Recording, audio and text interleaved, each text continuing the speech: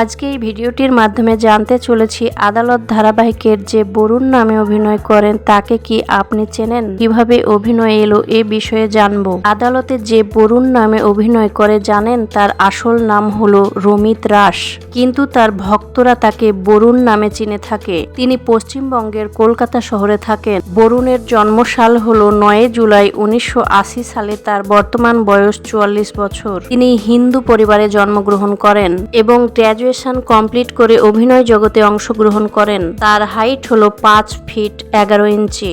বরুণের আদালত ধারাবাহিকটি প্রথম অভিনয় জগৎ নয়, তিনি এর আগে অনেক ধারাবাহিকে কাজ করেছেন। 2004 সালে সাকালাকা বুম বুম ধারাবাহিকে কাজ করেছে এবং 2005 সালে খামদাম নামে একটি মুভিতে কাজ করেছেন। তিনি প্রথম খ্যাতি অর্জন করেছিলেন আদালত ধারাবাহিকে। বরুণ একটি এপিসোডে অভিনয় করার জন্য প্রায় 50 থেকে 70 হাজার টাকা নিতেন। বর্তমানে তিনি মোট অভিনয় করে ইনকাম করেছেন 4 কোটি টাকা। ভিডিওটি ভালো লাগলে একটা লাইক, কমেন্ট করে চ্যানেলটি সাবস্ক্রাইব করে রাখুন পরবর্তী ভিডিও পেতে। সবাই ভালো থাকবেন, সুস্থ থাকবেন।